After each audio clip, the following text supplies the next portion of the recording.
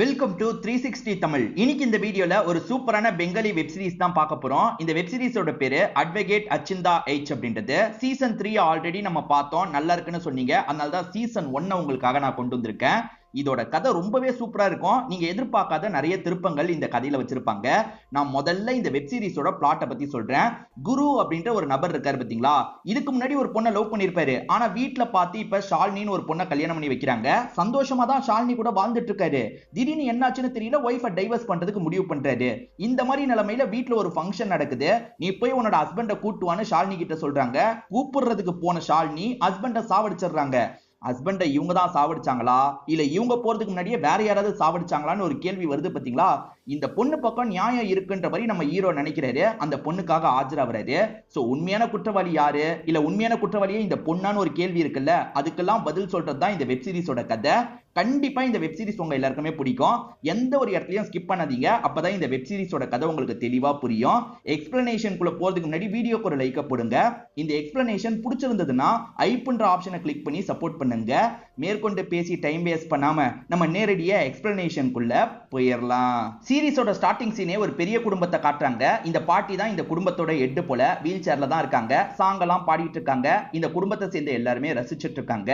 குருன்ற ஒரு பையன் மட்டும் ரூமை விட்டு வராம இருக்கான் போல. குருவோட ஒய்ஃப் பேரு ஷாலினி அப்படின்றது. ஷாலினியை வந்து டைவர்ஸ் பண்றதா அவர் ஏற்கனவே சொல்லியிருப்பாரு. அதனால ஷாலினி கொஞ்சம் சோகமா இருக்காங்க. அப்ப குருவோட அம்மா இருக்காங்கல்ல, ரூமுக்கு போய் குருவை கூப்பிடுன்னு சொல்லும் போது, ஏற்கனவே எங்க ரெண்டு பேருக்குள்ள சண்டை, நான்லாம் கூப்பிட போலன்ற மாதிரி மருமக சொல்றா. இல்ல போய் கூட்டு வா அப்படின்ற மாதிரி மாமியார் சொன்னோன்னே ஷாலினியோ சரின்ற மாதிரி ஏத்துக்கிறா. வர வழியில வேலைக்காரிய பாக்குறாள்ல, நீங்க போய் கூட்டு வந்துருங்கன்ற மாதிரி வேலைக்கார அக்கா கிட்ட சொல்றா. இல்லம்மா நீயே கூப்பிடு, அதுதான் கரெக்டா இருக்கும்ன்ற மாதிரி வேலைக்கார அக்கா இங்க இருந்து கிளம்பிடுறாங்க. சரி ஓகே நம்மளே கூப்பிடலான்னு ஷாலினி கூப்பிடுறதுக்காக போறா. இப்ப திடீர்னு இந்த வீட்டுல இருக்க ஒரு பொண்ணு கத்த ஆரம்பிக்கிறா. அந்த பொண்ணோட பேர் வந்து பிரக்யா அப்படின்றது. அவ வந்து அந்த குருவோட தங்கச்சியா இருப்பா. இப்ப பிரக்யா கத்துறாளே அப்படின்ற மாதிரி எல்லாருமே அந்த இடத்துக்கு வந்து பார்க்கும் போது, ஷாலினி இருக்கா பாத்தீங்களா, கத்திய வச்சு குருவை கொலை பண்ணிருக்கா.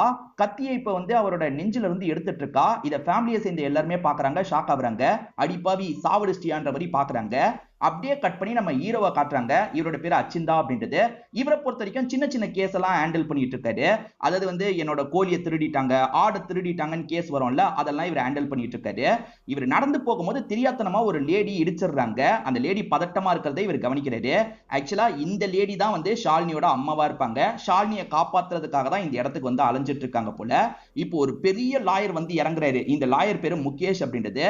இந்த முகேஷை பார்க்கும் போது ஹீரோவோட மைண்டுக்குள்ள சில விஷயங்கள் ஓடிட்டு இருக்கு. ஏன்னா 2 வருஷத்துக்கு முன்னாடி வரைக்கும் இந்த லாயரோட அசிஸ்டண்டா தான் இவர் ஒர்க் பண்ணியிருப்பாரு. இப்பதான் அந்த பிளாஷ்பேக்கை நமக்கு காட்டுறாங்க. ஆக்சுவலா அந்த லாயரை பொறுத்த வரைக்கும் நேர்மையெல்லாம் பார்க்க மாட்டாரு, காசை மட்டும் தான் பார்ப்பாரு. ஒரு அப்பாவி பொண்ணை மாட்டி விடணும், அப்பதான் மத்தவங்களை காப்பாற்ற முடியும்ன்ற மாதிரி யோசிக்கிறாரு. இல்ல சார், அப்பாவி பொண்ணை எப்படி சார் மாட்டி விடுவீங்க, வேணான்ற மாதிரிலாம் ஹீரோ நியாயம் பேசுறாரு. நியாயம் பேசுற நீலாம் என்கிட்ட இருக்க கூடாது, முதல்ல இங்க இருந்து கிளம்பு அப்படின்ற மாதிரி திட்டி அனுப்பி விட்டுருப்பாரு. நம்ம ஹீரோக்கு தோல்வியை பார்த்தா பயம். அதனால பெரிய பெரிய கேஸ் எல்லாம் எடுக்காம சின்ன சின்ன கேஸை மட்டும் ஹேண்டில் பண்ணிட்டு இருக்கிறது தெரிய வருது. ஆக்சுவலா இப்ப இந்த ஷாலினின்ற பொண்ணை கூட்டு வந்துட்டு இருக்காங்க. இந்த ஷாலினின்ற பொண்ணு கொலை பண்ணிட்டால, அந்த கேஸ் நடக்க போது போல இந்த பொண்ணை கூட்டு வந்து கூண்டுல லாக் பண்ணி வச்சிடுறாங்க. இந்த பொண்ணுக்கு எதிராக வாதாட போற லாயரோட பேரு முகேஷ் அப்படின்றது. இவரை பொறுத்த வரைக்கும் பெரிய லாயரு. இப்ப இந்த பொண்ணுக்கு ஆதரவா ஒருத்தர் வரணும்ல, அவர் வராம இருக்காரு. வாங்க வாங்கன்ற மாதிரி ஜட்ஜ் லேடி கோவமா கூப்பிட்டு இருக்காங்க.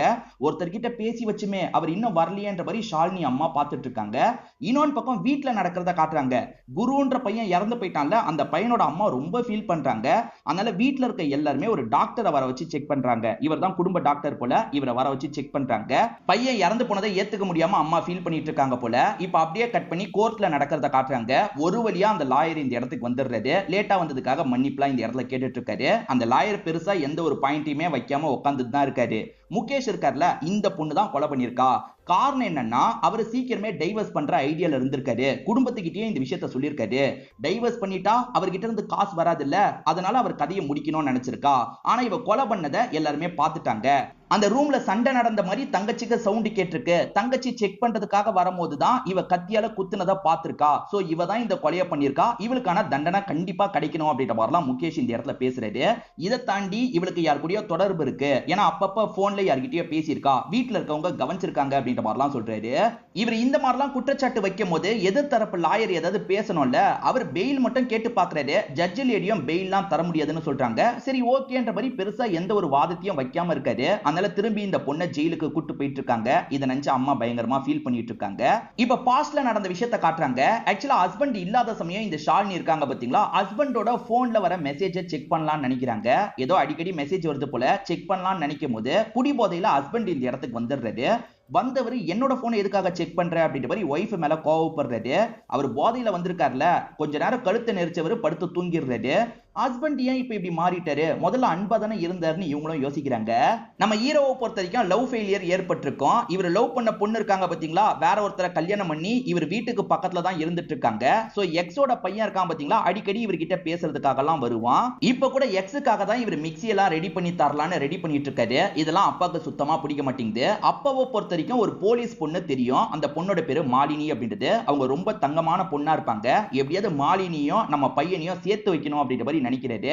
ஆனா இவர் இன்னும் அந்த லவ் ஃபெயிலியர்ல இருந்தே வெளியே வரல. அதனால மாலினி கிட்ட பெருசா இன்ட்ரெஸ்ட் எல்லாம் காட்ட மாட்டாரு. இருந்தாலும் மாலினி அப்பாவை பாக்குறதுக்காக அடிக்கடி இந்த இடத்துக்கு வருவாங்க போல. அவங்கள பொறுத்த வரைக்கும் எஸ்ஐயா இருக்காங்க அப்படின்றது தெரிய வருது. ஆக்சுவலா சீசன் 3ல இவங்க ரெண்டு பேர் ஜோடின்ற மாதிரிலாம் காமிச்சிருப்பாங்க. இப்ப ருத்ரான்னு ஒரு நபரை காட்டுறாங்க. இவர் கொஞ்சம் முக்கியமான கேரக்டரை பார்த்து வச்சுக்கோங்க. இறந்து போனவருக்கான துக்க நிகழ்வு தான் நடக்குது போல. எல்லாருமே இந்த இடத்துல சோகமாலாம் பேசிட்டு இருக்காங்க. ஆக்சுவலா இறந்து போன குருவோட அம்மாவோ ஒருத்தங்களை காமிச்சாங்கல்ல, அவங்களுமே பாட்டி கிட்ட சோகமா பேசிட்டு இருக்காங்க. பையன் இறந்து போயிட்டானே அப்படின்ற மாதிரி சோகமா பேசிட்டு இருக்காங்க. இறந்து போன குருக்கு யார் யாரு என்ன சொந்தமோ அந்த சொந்தத்திலேயே கூப்பிடுறேன். இவங்க அம்மா, பக்கத்துல இருக்கவங்க பாட்டி, அப்படி சொன்னாதான் உங்களுக்கு கிளியரா புரியும். இன்னொன்னு பக்கம் ஹீரோ இருக்காரு பாத்தீங்களா, பெரிய கேஸையே எடுக்காம இருக்காரு. இன்னும் எவ்வளவு நாள் தான் இப்படி இருக்க போற, பெரிய கேஸை எடுடா அப்படின்ற மாதிரி அப்பா சொல்றாரு. இல்லப்பா, தோல்வியை பார்த்தா எனக்கு பயமா இருக்கு. உங்க பையன் தோக்குறத நீங்க பார்க்கணும்னு நினைக்கிறீங்களா, ப்ளீஸ் பா இத பத்தி பேசாதீங்கன்ற மாதிரி சொல்றாரு. அப்பாவும் சோகமா இங்க இருந்து நடந்து போயிடுறாரு. ஷாலினிக்கு இப்ப பார்த்து வச்சிருக்க லாயர் வேஸ்ட்ன்றது அம்மாக்கு தெரிஞ்சிருது. இப்ப அம்மா உட்காந்துட்டு இருக்காங்க. அம்மாக்கு சரியா பேப்பர் அரேஞ்ச் பண்ண தெரியல. அந்த இடத்துக்கு வந்த ஹீரோ இருக்காருல, அம்மாக்காக பேப்பர்லாம் அரேஞ்ச் பண்ணி தந்துட்டு இருக்காரு. பேசாம இவர லாயரா போட்டா என்னன்னு அம்மா யோசிக்கிறாங்க. நீங்க லாயர் தானேன்னு கேட்கும் போது, நான் சரியான வேஸ்ட் லாயருங்க, என்னெல்லாம் கன்சிடரே பண்ணாதீங்கன்ற மாதிரி சொல்லிட்டாரு. சரி ஓகேன்ற மாதிரி இந்த அம்மாவும் ஏத்துக்கிறாங்க. இப்ப அம்மா இங்க இருந்து கிளம்பி போகும்போது மழை பெய்ய ஆரம்பிச்சிருது. மழையில அவங்க நனைஞ்சிடக்கூடாதுல்ல, இவர் வேகமா கொடை எடுத்துட்டு அந்த இடத்துக்கு வந்துடுறாரு. நீங்க ஓகே தானேன்னு கேட்கிறாரு. இதுல அம்மாக்கு இவரை ரொம்பவே பிடிக்க ஆரம்பிச்சிருது. இப்ப ஷாலினியை செக்லாம் பண்ணி ஜெயில வந்து கொண்டு வந்து போட்டுடுறாங்க. நிறைய லேடிஸ் அங்க இருக்காங்கல்ல, எல்லாருமே இந்த பொண்ணை போட்டு கிண்டல் பண்றாங்க. இப்ப சாப்பிடுற டைம் வருது. இந்த பொண்ணு சாப்பாடெல்லாம் வாங்கிட்டு வந்துடுறாங்க. கொலை பண்ண உனக்கு எதுக்கு சாப்பாடு அப்படின்ற மாதிரி மத்த லேடிஸ் இருக்காங்கல்ல, அந்த சாப்பாடை புடிங்கி வச்சுக்கிறாங்க. அந்த குருவோட அம்மா எதையோ நினைச்சு ஃபீல் பண்ணிக்கிட்டே இருக்காங்க. உடம்பு ரொம்ப மோசமா போயிட்டு இருக்கு போல. டாக்டரும் வீட்டுக்கு வந்து ட்ரீட்மெண்ட்லாம் தந்துட்டு இருக்காரு. இறந்து போன பையனுக்கு வந்து இவர் சித்தப்பாவா இருப்பாரு. இப்ப காட்டுறாங்கல்ல, இவர் தான் சித்தப்பாவா இருப்பாரு. நீ எதுக்காக இப்படி இருக்கு அப்படின்ற மாதிரிலாம் அண்ணனோட ஒய்ஃப் கிட்ட கோவப்படுறாரு. இப்ப நம்ம ஹீரோ பூஜையை முடிச்சுட்டு கிளம்பலாம்னு நினைக்கும் போது அந்த எஸ்ஐ மாலினிய பாக்குறாரு. ஆக்சுவலா எஸ்ஐ மாலினிக்கு இப்பதான் ஒரு தகவல் தெரிய வருது. ஜெயில இருக்க பொண்ணு ஜெயில இருக்க பிடிக்காம வந்து தற்கொலைக்கு முயற்சி பண்ணிருக்கா போல, கையை வெட்டியிருக்கா போல. ஐயோ அப்படின்ற மாதிரி இவங்க ஷாக் ஆயிட்டு போறாங்க. இதெல்லாம் கேட்கிற ஹீரோவும் இந்த இடத்துல பயங்கரமா ஃபீல் பண்ணிட்டு இருக்காரு. ஆக்சுவலா 2 வருஷத்துக்கு முன்னாடி சீனியர் ஒரு பொண்ணுக்கு எதிராக கேஸ போட்டாரு பாத்தீங்களா, நம்ம மேல தப்பே இல்லன்ற மாதிரி அந்த பொண்ணு ஃபீல் பண்ணி தற்கொலை பண்ணிருப்பாங்க. இதை இவரால ஏத்துக்கவே முடியல. ஏன்னா இவரோட சீனியர் பண்ணது தப்பு இல்ல, அதனால தான் அந்த பொண்ணு இறந்து போயிட்டா, நம்மளாலேயே எதுவுமே பண்ண முடியலையேன்ற மாதிரிலாம் ஃபீல் பண்ணிருப்பாரு. ஆனா சீனியர் எந்த ஒரு குற்ற உணர்ச்சியும் இல்லாம சாதாரணமா பேட்டிலாம் தந்துட்டு இருக்காரு. சோ அந்த விஷயம்லாம் இவருக்கு மைண்டுக்குள்ள ஓடிட்டு இருக்கு. இந்த பொண்ணு கேஸ நம்ம எடுத்தா என்ன நினைக்கிறாரு. இப்ப ஷாலினியை பாக்குறதுக்காக இவர் வந்திருக்காரு. ஷாலினியும் புது லாயர் வந்திருக்காரு போல அப்படின்ற மாதிரிலாம் யோசிக்கிறாங்க. இப்ப ஷாலினியால பேசவே முடியல. அப்படியே தொண்டெல்லாம் உடைஞ்சு போய் இருக்கு, பேசவே முடியல. உன் மனசுக்குள்ள நிறைய கஷ்டங்கள் இருக்கிறது எனக்கு தெரியுதுமா. நீ வாயை திறந்து ஏதாவது சொன்னாதான் என்னால உதவி பண்ண முடியும். நீ இந்த கொலையை பண்ணலனா கண்டிப்பா நான் உன்னை காப்பாத்திடுவேன்னு சொல்லிட்டாரு. சரி ஓகேன்ற மாதிரி இந்த பொண்ணு சொல்றாங்க. ஆனா இப்போ வரைக்கும் இந்த பொண்ணு நடந்த எந்த ஒரு விஷயத்தையும் சொல்ல மாட்டாங்க. இப்ப இந்த பொண்ணோட பாஸ்ட் நமக்கு காட்டுறாங்க. ஆக்சுவலா ஹஸ்பண்ட் கொஞ்சம் கொஞ்சமா இவங்களை விட்டு விலகி போறாரு. வேற ஒரு பொண்ணு கூட வீட்டுக்கு வராரு. அந்த பொண்ணு தான் எக்ஸா இருப்பாங்க. அந்த பொண்ணோட பேரு மீரா அப்படின்றது. ஆக்சுவலா இவங்க குடும்ப டாக்டர் இருக்காருல, அந்த டாக்டரோட பொண்ணா தான் இந்த மீரா இருப்பாங்க. ஒய்ஃப் சொல்றதை கேட்க மாட்டாரு. மீரா சொல்லி மாத்திரலாம் போட்டுட்டு இருக்காரு. என்ன நம்ம சொல்றதை கேட்க மாட்டாரு, இவ சொல்றதை கேட்கிறாரு, நம்ம கிட்ட அன்பா தானே பழகுனாரு, இப்ப எப்படி இப்படி மாறிட்டாருன்ற மாதிரி ஒய்ஃப் பயங்கரமா ஃபீல் பண்றாங்க. இவங்களுக்குள்ள எப்படி கேப் ஏற்பட்டதுன்றது தெரியல. நம்ம ஹீரோ முகேஷை எதிர்த்து வாதாட போறது மத்த லாயர்ஸ்க்கு தெரியுதுல்ல. ஏண்டா முகேஷை எதிர்த்து வாதாடிருவியா நீ சரியான வேஸ்ட்ரா அப்படின்ற மாதிரிலாம் பயங்கரமா ஹீரோவை கிண்டல் பண்றாங்க. ஹீரோ அதெல்லாம் பெருசா எடுத்துக்க மாட்டாரு. ஹீரோக்கு மதன் ஒரு அசிஸ்டன்ட் இருப்பான்ல, அந்த அசிஸ்டன்ட்டை கூப்பிட்டு பேசுறாரு. அந்த அசிஸ்டன்ட்டை பொறுத்த வரைக்கும் எப்படி இவருக்கு அசிஸ்டன்ட்டா மாறினான்ற மாதிரி ஒரு பிளாஷ்பேக்கை நமக்கு காட்டுறாங்க. சில நாட்களுக்கு முன்னாடி இவர் பூஜையில கலந்துட்டு இருக்கும் போது இந்த அசிஸ்டன்ட் திருட்டு வேலை பண்றவன் போல பொருளை திருடிட்டு அங்க இருந்து தப்பிச்சு ஓடிட்டு இருக்கான். அவனை பிடிக்கணும்ன்ற மாதிரி நிறைய பேர் துரத்திட்டு வராங்க. ஹீரோ தான் முன்னாடி வந்திருப்பாரு. ஒரு ஸ்டேஜ்ல அந்த மதனை புடிச்சிடுறாரு. எதுக்காகடா இப்படி பண்றேன்னு கேட்கும்போது கஷ்டத்தினால தான் இப்படி பண்ணிட்டு இருக்கேன், ப்ராப்பர் வேலை இல்லைன்ற மாதிரிலாம் சொல்லிட்டு இருக்கான். என் கிட்ட வா, உன்னை அசிஸ்டன்ட்டா நான் வச்சுக்கிறேன், இப்போதைக்கு இந்த காசை வச்சுக்கோ, அந்த திருடின காசை தந்துருன்ற மாதிரி கேட்டு வாங்கிடுறாரு. உரியவங்க கிட்ட காசை ஒப்படைச்சிருப்பாரு. சோ இப்படிதான் இவங்க ரெண்டு பேருக்குள்ள ஒரு நட்பு மாதிரி ஏற்பட்டிருக்கும். அப்படிதான் அசிஸ்டன்ட்டா மாறி இருக்கான் போல. இப்ப முகேஷோட ஜூனியர்ஸ் இருக்காங்கல்ல சார், ஹீரோ தான் இந்த கேஸை எடுத்திருக்கான்ற மாதிரி சொல்றாங்க. ஹீரோ எடுத்திருக்கானா அப்படின்ற மாதிரி லைட்டா யோசிக்கிறாரு. ஹீரோ கொஞ்சம் டேலண்டான ஆளுன்றது இவருக்கு நல்லாவே தெரியும், அதனால பயப்படுறாரு. இன்னொன்னு பக்கம் இந்த பொண்ணு ஜெயில இருக்கும் போது ஜெயில இருக்க மத்த லேடிஸ் இருக்காங்கல்ல, இந்த பொண்ணை டார்ச்சர் பண்ணிட்டு இருக்காங்க. அப்ப வேற ஒரு அக்கா இருக்காங்கல்ல, இந்த பொண்ணுக்கு சப்போர்ட்டிவா இந்த இடத்துக்கு வந்துடுறாங்க. இவங்க வந்தோன்னே கிண்டல் பண்ண லேடிஸ் எல்லாம் தள்ளி போயிடுறாங்க. இந்த அக்கா என்ன சொல்றாங்கன்னா, நான் முதல்ல வரும்போது என்ன இப்படிதான் பண்ணிட்டு இருந்தாங்க, இங்க நம்ம பிரச்சனையை நம்ம தான் பாத்துக்கணும், நீ தான் போல்டா ஃபேஸ் பண்ணும், புரியுதான்னு கேட்கும் போது இவ்வளவு தலையாற்றா. இந்த அக்காவும் தள்ளி போய் உட்காந்துடுறாங்க. இப்ப முகேஷ் கோவமா இந்த வீட்டுக்கு வந்துடுறாரு. வந்தவரு வேலைக்கார அக்காவை திட்டுறாரு. நீ எதுக்காக அவனை சந்திச்ச, அவன் கிட்ட என்ன பேசின, ஒழுங்கா எல்லாத்தையும் சொல்லுன்ற மாதிரிலாம் கேட்கிறாரு. எது இவ அவங்க கிட்ட பேசினாலா அப்படின்ற மாதிரி வீட்டுல இருக்க சித்தப்பா கோவப்பட்டு இருக்காரு. அதாவது சித்தப்பா தான் முடிஞ்ச அளவுக்கு இந்த கேஸுக்கான வேலையெல்லாம் பாக்குறாரு போல. நீ என்ன உளறி வச்சன்னு வேலைக்காரங்க கிட்ட கேட்கிறாரு. இப்ப நடந்த விஷயத்த நமக்கு காட்டுறாங்க. ஆக்சுவலா அங்க என்ன நடந்ததுன்றத தெரிஞ்சுக்கணும்னா வேலைக்காரங்க கிட்ட பேசி தான் தெரிஞ்சுக்கணும்ன்றதுக்காக ஹீரோ நைஸா பேச்ச கொடுத்திருப்பாரு. கொஞ்சம் கொஞ்சமா என்னதான் பிரச்சனைன்ற மாதிரிலாம் கேட்டிருப்பாரு. இந்த அக்கா சில விஷயங்களை சொல்லியிருப்பாங்க. அது என்னன்னா முதல்ல அந்த பையன் குரு இருக்கார்ல, மீராவை தான் லவ் பண்ணிருப்பாரு. ஆனா மீராவோட அப்பா கல்யாணத்துக்கு ஏத்துக்க மாட்டாரு. அதனால வீட்டுல பார்த்து தான் ஷாலினியை கல்யாணம் பண்ணி வச்சிருப்பாங்க. ஷாலினி கூட நல்லா தான் பேசி பழகி இருப்பாரு. திடீர்னு என்ன ஆச்சுன்னு தெரியல, ஷாலினி கூட ஒரு கேப் ஏற்பட்டிருக்கும். திரும்பி அந்த மீரா கூட பழக ஆரம்பிச்சிருப்பாரு. இவ்வளவுதான் எனக்கு தெரியும், என்ன டிஸ்டர்ப் பண்ணாதீங்கன்ற மாதிரி இந்த அக்கா வேகமா கிளம்பி போயிருப்பாங்க. இந்த அக்கா உளறி வச்ச எல்லாத்தையும் முகேஷோட ஆள் ஒருத்தர் கவனிச்சிருப்பாரு. ஏன்னா ஹீரோவை ஃபாலோ பண்ணுன்ற மாதிரி ஒரு ஆள் கிட்ட வேலையை தந்திருக்காரு போல. அவர் மூலியமா தான் இந்த விஷயம் எல்லாம் தெரிய வந்திருக்கும். இதுக்கப்புறம் வாயை திறந்து ஏதாவது பேசின அவ்வளவுதான் அப்படின்ற மாதிரி வீட்டுல இருக்க சித்தப்பாவும் முகேஷும் அந்த வேலைக்கார அக்காவை மிரட்டி வைக்கிறாங்க. இவங்க எதுக்காக இப்படி மிரட்டுறாங்கன்னு தெரியல. இவங்க ஏதாவது தப்பு பண்ணிருக்காங்களா அப்படின்றதும் நமக்கு புரிய மாட்டேங்குது. நம்ம ஹீரோ இருக்காரு பாத்தீங்களா, எஸ்ஐ மாலினியை பாக்குறதுக்காக ஸ்டேஷனுக்கு வந்திருக்காரு. மாலினிக்கு இவர் மேல இன்ட்ரெஸ்ட் இருக்குல்ல, அந்த இன்ட்ரெஸ்ட்டை வெளிப்படுத்தலாம் நினைக்கிறாங்க. ஆனா அதை இவர் சுத்தமா புரிஞ்சுக்கவே மாட்டாரு. இந்த மனுஷன் என்ன புரிஞ்சுக்கவே மாட்டாருன்னு மாலினியும் யோசிக்கிறாங்க. இவர் இங்க இருக்க ஒரு கான்ஸ்டபிளை பாக்குறதுக்காக தான் வந்திருக்காரு. ஏன்னா இந்த கான்ஸ்டபிள் அந்த மர்டர் ஸ்பாட்டுக்கு போயிருப்பாரு. அங்க என்ன கவனிச்சீங்க, அதை கொஞ்சம் சொல்ல முடியுமான்னு கேட்கும்போது இவருமே கவனிச்ச விஷயத்த சொல்றாரு. குடும்பமே ஷாலினி தான் இந்த விஷயத்தை பண்ணிருக்கான்னு முடிவு எடுத்திருப்பாங்க. எல்லாருமே அவளுக்கு எதிராக தான் ஸ்டேட்மெண்ட்லாம் தந்திருப்பாங்க. ஏன்னா அந்த பொண்ணு தான் கத்தி எடுத்தால ஃபிங்கர் பிரிண்ட்லாம் பதிவாயிருக்கும். அந்த வீட்டுல குருக்கு பிரக்யான்னு ஒரு தங்கச்சி இருக்கால, இவளை பொறுத்த வரைக்கும் சித்தப்பாவோட பொண்ணா இருப்பா. இந்த பிரக்யா தான் பார்த்தா ஸ்டேட்மெண்ட் தந்தான்ற மாதிரிலாம் இந்த போலீஸ் சொல்லிட்டு இருக்காரு. ஹீரோ இந்த போலீஸ் கிட்ட பேசிட்டு இருக்கிறத ஒரு பெரியவர் ஒட்டி கேட்கிறாரு. அதாவது முகேஷோட ஆளு ஒட்டி கேட்கிறாரு. இதை ஹீரோவும் கவனிச்சிடுறாரு. குருவை ஏற்கனவே ஒரு பொண்ணு லவ் பண்ணதா சொன்னல, அவங்க பேரு மீரான்னு சொல்லியிருப்பேன். இப்ப வீட்டுல அந்த மீரா ஃபீல் பண்ணிட்டு இருக்கும்போது அப்பவும் நீ ஃபீல் பண்ணாதன்ற மாதிரி சொல்றாரு. இல்லப்பா, நீங்க முன்கூட்டியே குருவை எனக்கு கல்யாணம் பண்ணி வச்சிருக்கணும், எல்லாம் உங்களால வந்தது அப்படின்ற மாதிரிலாம் அப்பாவை திட்டிட்டு இங்க இருந்து எந்திரிச்சு போறாங்க.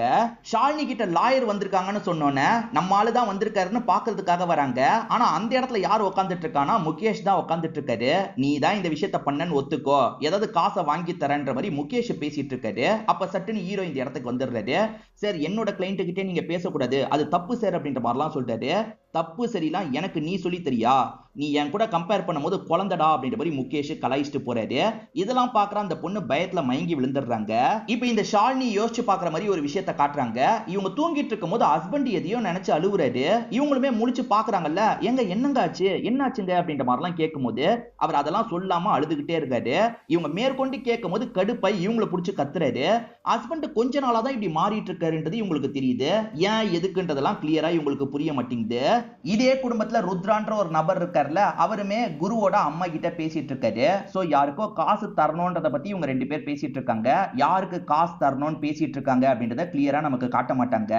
இந்த பொண்ணு மயங்கி விழுந்துட்டாங்கல்ல, இந்த பொண்ணு ஓகேவா தான் இருக்காங்களா அப்படின்ற மாதிரி ஹீரோ பக்கத்துல இருந்து பாக்குறாரு. ஓகேவா தான் இருக்காங்கன்னு தெரிஞ்சோன்னா கிளம்ப பாக்குறாருல, அந்த பொண்ணு சட்டுன்னு கையை பிடிச்சிடுறாங்க. நான் இந்த கொலையை பண்ணலன்ற மாதிரி சொல்றாங்க. அப்ப கவலைப்படாத, நான் பாத்துக்கிறேன் அப்படின்ற மாதிரி இவருமே சொல்றாரு. இப்ப ஹீரோவோட அசிஸ்டன்ட் மதன் இருக்காரு பாத்தீங்களா, யாரை ஃபாலோ பண்ணி வராருன்னு பாத்தீங்கன்னா அந்த மீராவை ஃபாலோ பண்ணி வராரு. அவங்க ஒரு டீ ஷாப்ல உட்காந்துட்டு இருக்கும் போது அந்த இடத்துக்கு வந்து ருத்ரா பேசுறதுக்காக வராரு. இவன் யாருன்ற மாதிரிலாம் இவருக்கு புரிய மாட்டேங்குதுல்ல. ஒரு போட்டோ எடுத்துக்கலாம் அப்படின்ற மாதிரி போட்டோ எல்லாம் எடுத்துடுறாரு.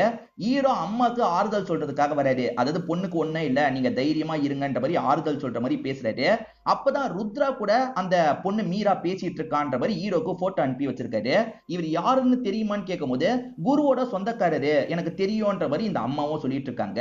இதுக்கப்புறம் அந்த சொந்தக்காரரை ஃபாலோ பண்ணு, அந்த ருத்ராவை ஃபாலோ பண்ணுன்ற மாதிரி அசிஸ்டன்ட் கிட்ட சொல்றாரு. அசிஸ்டன்ட்டோ சரின்ற மாதிரி ஏத்துக்கிறாரு. ஆக்சுவலா இந்த பெரிய குடும்பத்தோட ஹெட்னா இந்த பாட்டி தானே. இப்ப பாட்டியை பாக்குறதுக்காக முகேஷ் வந்திருக்காரு.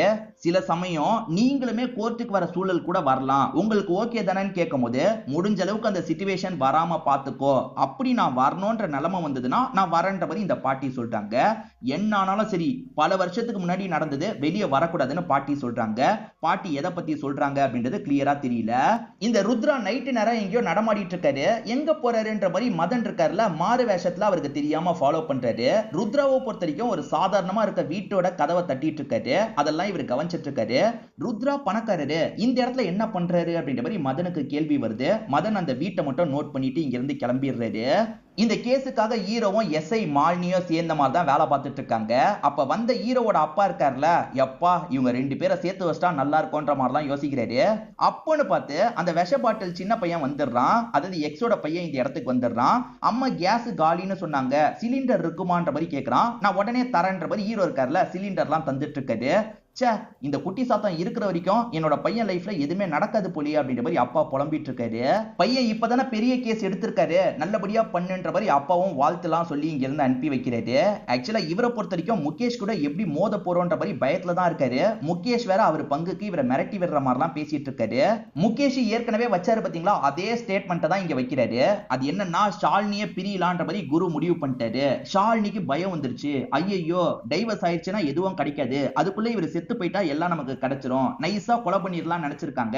ஆனா அந்த விஷயத்த தங்கச்சி பார்த்துட்டா, சோ இவ தான் கொலகாரி அப்படின்ற மாதிரிலாம் சொல்லிட்டு இருக்காரு. நீங்க ஏதாவது பேசணுமா பேசுங்கன்ற மாதிரி ஜட்ஜ் லேடி ஹீரோவை கூப்பிடுறாங்க. ஆனா ஹீரோ குழப்பத்துல இருக்காரு. இவங்க கூப்பிடுறத காதுலயே வாங்காம இருக்காரு.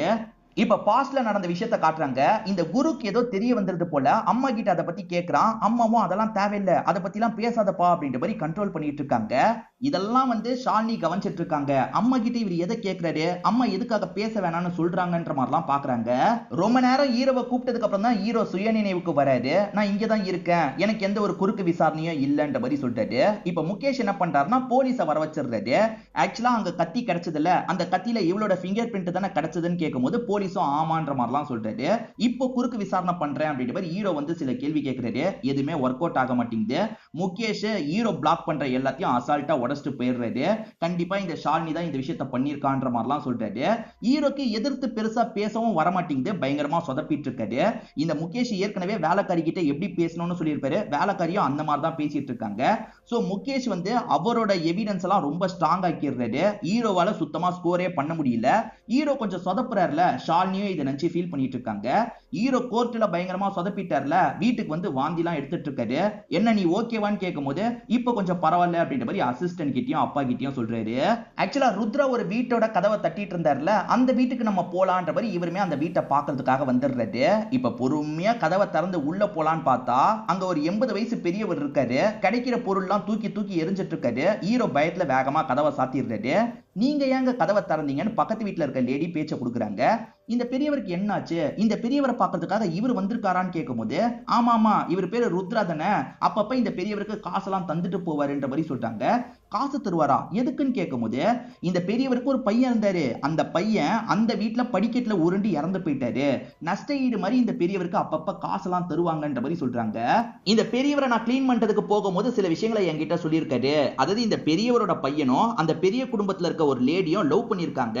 அந்த லவ் அந்த குடும்பம் விரும்பல. அதனால பிரச்சனைலாம் வந்து கேஸ் ஃபைல் ஆயிருக்குன்ற மாதிரிலாம் சொல்லியிருக்காரு. உண்மையா பொய்யான்னு எனக்கு தெரியாதுன்ற மாதிரி இந்த லேடி சொல்றாங்க. ஓஹோ, இந்த மாதிரி ஒண்ணு இருக்கா, நம்ம இதையும் கணக்குல வச்சுக்கணும் அப்படின்ற மாதிரி ஹீரோவும் யோசிச்சுக்கிட்டே கிளம்புறாரு.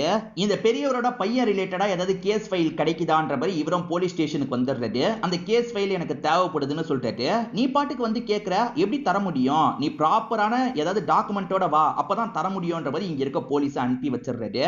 இன்னொன்னு பக்கம் முகேஷும் சித்தப்பாவும் பேசிட்டு இருக்கும் போது அந்த போலீஸுக்கு கால் பண்ணிட்டாரு. ஹீரோ இங்க வரைக்கும் வந்துட்டான்ற மாதிரி சொல்லிட்டாரு. எது, ஹீரோ அந்த கேஸ் வரைக்கும் வந்துட்டானான்ற மாதிரி இவங்க ரெண்டு பேருமே ஷாக் ஆகுறாங்க. அந்த கேஸ் வெளியே வரக்கூடாதுன்னு நினைக்கிறாங்க. இததான் ஏற்கனவே பாட்டியும் சொல்லியிருப்பாங்க போல.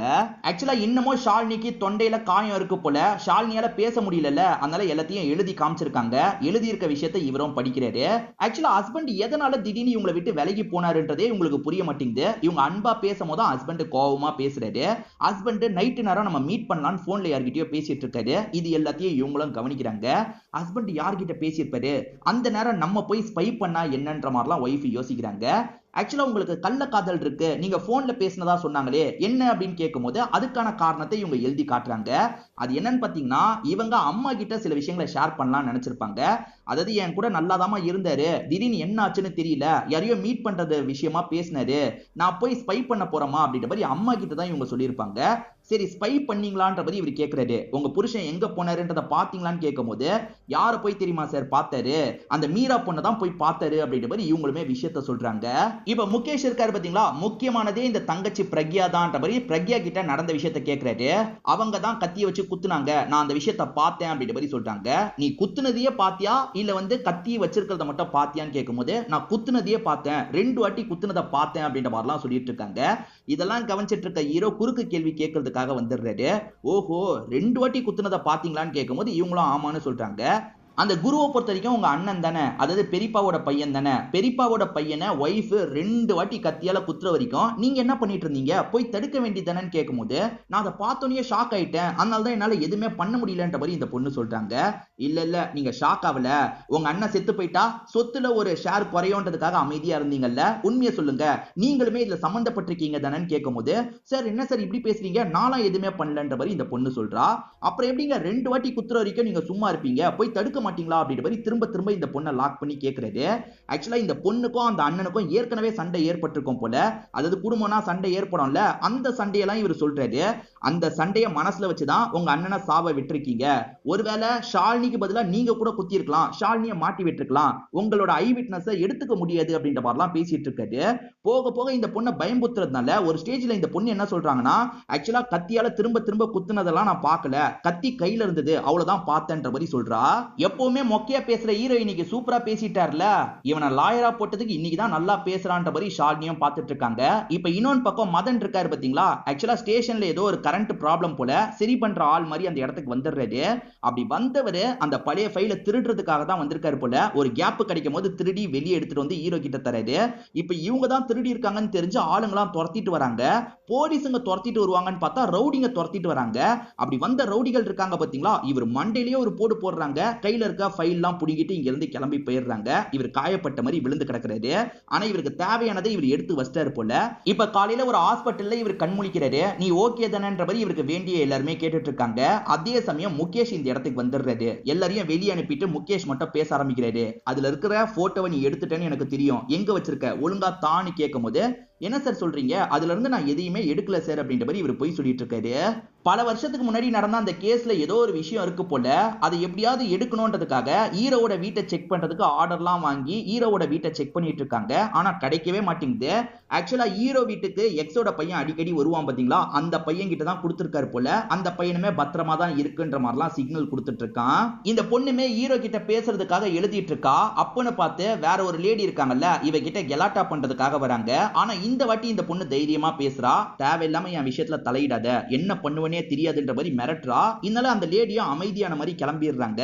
ஏற்கனவே உன்னை நீ தான் பாத்துக்கணும்னு ஒரு லேடி சொன்னாங்கல்ல, அந்த லேடியும் பரவாயில்ல இந்த பொண்ணு தேறிட்டான்ற மாதிரி லைட்டா ஸ்மைல் பண்றாங்க. இப்ப மறுநாள் ஹீரோ சந்திக்கிறதுக்காக வந்துடுறாரு. அப்படி வந்தவர் அந்த போட்டோகிராஃப காட்டுறாரு. அதுல 3 பேர் இருக்காங்க. இப்ப மென்டலா பாதிக்கப்பட்டிருக்க பெரியவர் இருக்காரு, அந்த பெரியவரோட பையன் இருக்காரு, இதை தாண்டி ஒரு லேடி இருக்காங்க. இந்த லேடியை தெரியுமான்னு கேட்கும்போது, ஆமா அந்த குடும்பத்தோட பழைய போட்டோல இந்த லேடியை பார்த்திருக்கேன். ஆக்சுவலா குருவோட அத்தை தான் இவங்க பேர் ஐரா அப்படின்ற மாதிரிலாம் இந்த பொண்ணு சொல்றா. சோ ஐரான்ற ஒரு கேரக்டரையே அவங்க குடும்பத்துல இருந்து மறைச்சிருக்காங்க. ஏன் எதுக்குன்றத தெரிஞ்சுக்கணும் அப்படின்ற மாதிரி ஹீரோவும் இந்த இடத்துல யோசிக்க ஆரம்பிக்கிறாரு. ஆக்சுவலா ஹீரோ இந்த கேஸ் விஷயமா மாலினி கிட்ட கொஞ்சம் க்ளோஸ் ஆயிடுறாரு. மாலினியும் சீக்கிரமா இவர்கிட்ட ப்ரொபோஸ் பண்ணிடணும் அப்படின்ற மாதிரிலாம் யோசிக்கிறாங்க. ஆல் தி பெஸ்ட் சொல்லி இவரை உள்ள அனுப்பி வைக்கிறாங்க. இப்ப முகேஷும் ஷாலினியோட அம்மாவை டேமேஜ் பண்ணணும்னு நினைக்கிறாரு. உங்க மாப்பிள்ளை கிட்ட இருந்து நீங்க நிறைய கறந்துருக்கீங்களன்னு கேக்குறாரு. அப்படியா, அப்படி எதுவுமே இல்லைன்னு இவங்க சொல்லும் போது இவர் ஒரு விஷயத்த சொல்றாரு. அது என்னன்னா, முதல்ல அன்பா தானே ஒய்ஃபு கிட்ட பேசினாரு. அதனால மாமியாருக்காக செயின் எல்லாம் இவர் வாங்கி தந்திருப்பாரு. அவரா விருப்பப்பட்டு தந்திருப்பாரு. மாமியார் வேணான்னு சொல்லும் போது நீங்க எனக்கு அம்மா மாதிரி அப்படின்ற மாதிரிலாம் போட்டு விட்டுருப்பாரு. சோ அவரே தான் போட்டு விட்டாருன்னு இந்த லேடி சொல்றாங்க. இல்ல நீங்களும் உங்க பொண்ணும் நைஸா பேசி வாங்கியிருக்கீங்க. அவர்கிட்ட இருந்து கொஞ்சம் கொஞ்சமா கறந்தீங்க. அதை அவர் கண்டுபிடிச்சுதான் உங்க பொண்ணை விட்டு விலகி இருக்காரு. ஒரு ஸ்டேஜ்ல டைவர்ஸே பண்ணலான்னு முடிவெடுத்திருக்காரு. இதுக்கு மேல இவரை விடக்கூடாதுன்றதுக்காக உங்க பொண்ணு கதையை முடிச்சிருக்கா. எப்படி நீங்க தான் ஐடியா தந்தீங்களா அப்படின்ற மாதிரிலாம் கேட்டுட்டு இருக்காரு. அப்படிலாம் இல்லவே இல்லைன்ற மாதிரி இந்த லேடி சொல்லிட்டு இருக்காங்க. இப்ப ஹீரோ இருக்காரு பாத்தீங்களா, அந்த மீரான்ற பொண்ணை வர வச்சிடுறாரு. ஆக்சுவலா மீரா கிட்ட நீங்க 2 பேர் லவ் பண்ணீங்கல்ல, ஏன் சேரலன்ற மாதிரி கேக்குறாரு. என் வீட்டுல இருக்கவங்க ஏத்துக்கல, என் வீட்டுல இருக்கவங்க கட்டி தர மாட்டேன்னு சொன்னதுனால குருக்கு வேற ஒரு பொண்ணை பார்த்து கல்யாணம் பண்ணி வச்சிட்டாங்கன்ற மாதிரிலாம் சொல்றாங்க. குறுக்கு பூந்து அந்த முகேஷ் தடுக்கிறதுக்கு பாக்குறாரு. ஆனா ஜட்ஜி லேடி அவர் இன்னும் விசாரணை பண்ணிட்டு இருக்காரு, பண்ணட்டோன்ற மாதிரி சொல்றாங்க. ஒரு நாள் நைட்டு இவங்க திருட்டுத்தனமா சந்திச்சாங்கல்ல, அதாவது மீராவும் குருவும் சந்திச்சாங்கல்ல, அதை பத்தி சொல்றாரு. சோ அது தெரிஞ்சோனியே அந்த மிஸ்ஸஸ் ஷாலினி ஒரு விஷயத்த பண்ணிருக்காங்கன்னு சொல்றாரு. ஷாலினி இருக்காங்கல்ல, இந்த மீராவை சந்திக்கிறதுக்காக வராங்க. நீங்க 2 பேர் ஒரு டைம் லவ் பண்ணீங்க, ஆனா பிரிஞ்சிட்டீங்க, அது எனக்கு ஏற்கனவே தெரியும். ஆனா இப்பயும் அவர் ஒன்னதான் விரும்புறாருன்னா நீங்க 2 பேர் சேர்ந்துக்கோங்க, நான் விலகிடுறேன் அப்படின்ற மாதிரிலாம் பேசியிருப்பாங்க. ஏ ஷாலினி, நீ அந்த மாதிரிலாம் நினைக்காத, நீங்க 2 பேர் தான் சேர்ந்து இருக்கணும்ன்ற மாதிரி இந்த பொண்ணு சொல்லியிருப்பா. ஷாலினியை பொறுத்த வரைக்கும் காசுக்கு ஆசைப்படுறவளா இருந்தா நானே விலகி போறேன்ற மாதிரிலாம் சொல்லியிருக்க மாட்டா. சோ ஷாலினியை பொறுத்த வரைக்கும் இந்த கொலையை பண்ணல, தேவையான எவிடன்ஸை நான் அடுத்த இயரிங்ல ப்ரொடியூஸ் பண்றேன்னு சொல்றாரு. சரி ஓகேன்ற மாதிரி ஜட்ஜி லேடி ஏத்துக்கிறாங்க. ஒரு மனநலம் பாதிக்கப்பட்ட பெரியவர் இருக்காருல, அடுத்த இயரிங்ல அந்த பெரியவரை அவன் ப்ரொடியூஸ் பண்ண கூட வாய்ப்பு இருக்கு. அவர் மனநலம் பாதிக்கப்பட்ட மாதிரி இருந்தாலும் அவர் ஏதாவது சொல்லிட்டா பிரச்சனை, அவரை ப்ரொடியூஸ் பண்ண வைக்காத மாதிரி நீ பாத்துக்கோன்ற மாதிரி சித்தப்பா முகேஷ் கிட்ட சொல்றாரு. சரி ஒன்னும் பிரச்சனை இல்ல, அதுக்கேத்த வேலையை நான் பாத்துக்கிறேன் அப்படின்ற மாதிரி முகேஷும் சொல்லிட்டு இருக்காரு. அப்படியே கட் பண்ணி அந்த பெரியவரோட வீட்டை நமக்கு காட்டுறாங்க. மதன் திருட்டுத்தனமா அந்த வீட்டுக்குள்ள நுழையிறாரு. அந்த பெரியவர் தூங்கிட்டு இருக்காருல, அவருக்கே தெரியாம அவரோட முடிய புடுங்கி எடுக்கிறாரு. ஹீரோ சொல்லி தான் எடுக்கிறாரு, ஏன் எதுக்குன்றது போக போக தெரியும். எதிர்கட்சியை சேர்ந்த ஹீரோவை பொறுத்த வரைக்கும் ஒரு பெரியவரை ப்ரொடியூஸ் பண்ண வாய்ப்பு இருக்கு, ஆனா அந்த பெரியவரை கொண்டு வரக்கூடாது, அவர் மென்டலா பாதிக்கப்பட்டவர் அப்படின்ற மாதிரிலாம் முகேஷ் சொல்லிட்டு இருக்காரு.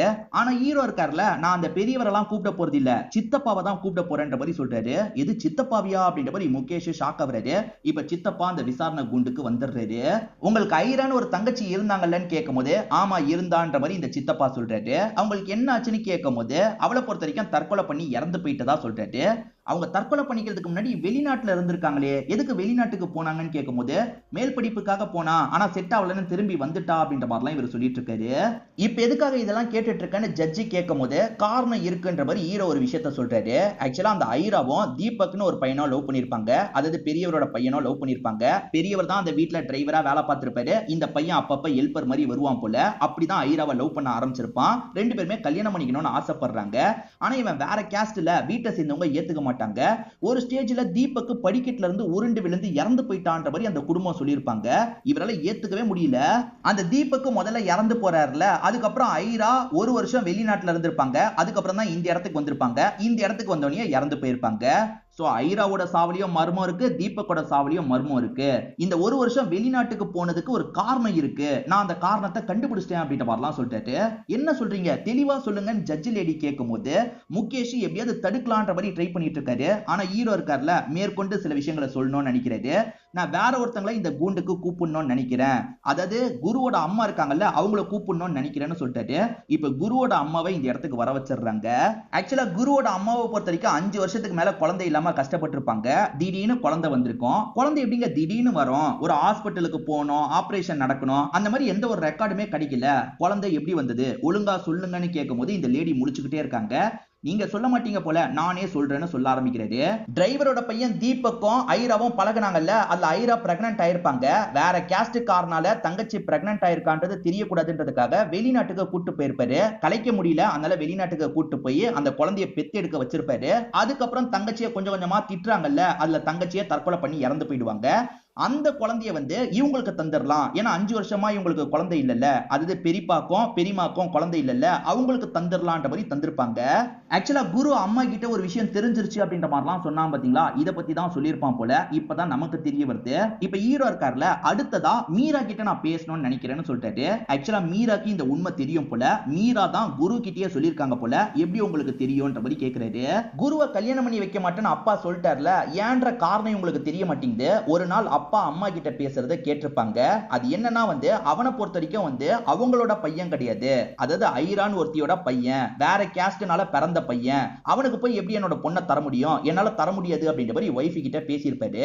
அப்ப நம்மளும் குருவும் சேர முடியாததுக்கு இதான் காரணமா அப்படின்ற மாதிரி இந்த பொண்ணுக்கு தோணி இருக்கும். இந்த பொண்ணு இத அவன் கிட்ட சொல்லாமா வேணாமான்னு யோசிச்சுட்டு இருந்திருப்பாங்க. ஒரு ஸ்டேஜ்ல குரு கிட்ட சொல்லியிருப்பாங்க. குரு இதுக்கு பின்னாடி இருக்க விஷயத்தை கண்டுபிடிக்கணும், விசாரணை பண்ணணும் அப்படின்ற மாதிரி விசாரணை பண்ணியிருப்பாரு. இதனால தான் ஷாலினியை விட்டு கொஞ்சம் விலகி இருப்பாரு.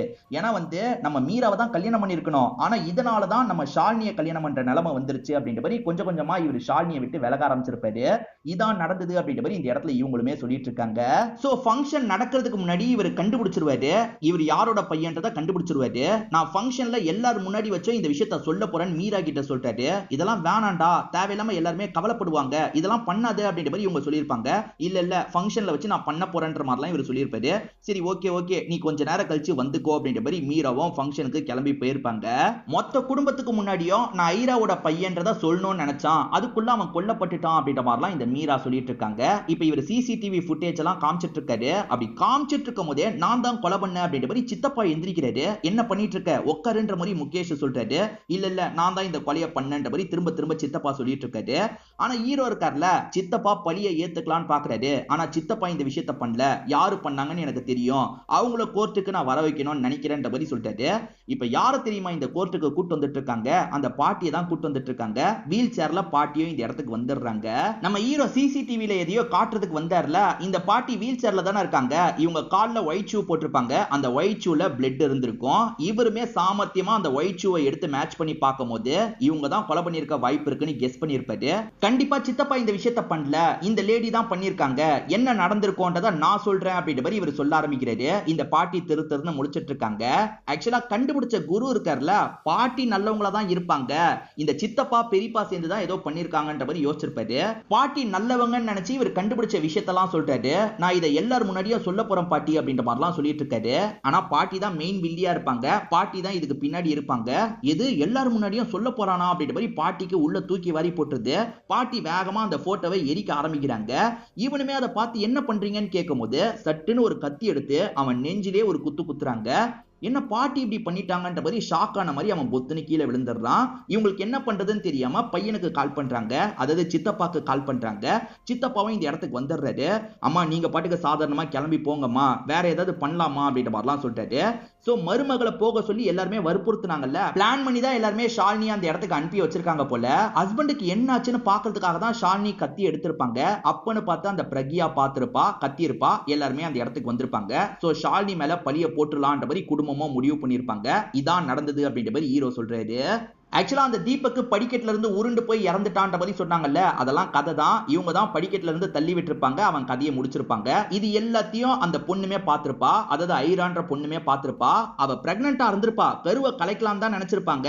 ஆனா அந்த கட்டத்தை தாண்டினதுனால வெளிநாட்டுல போய் அந்த குழந்தைய பெத்து எடுத்திருப்பாங்க.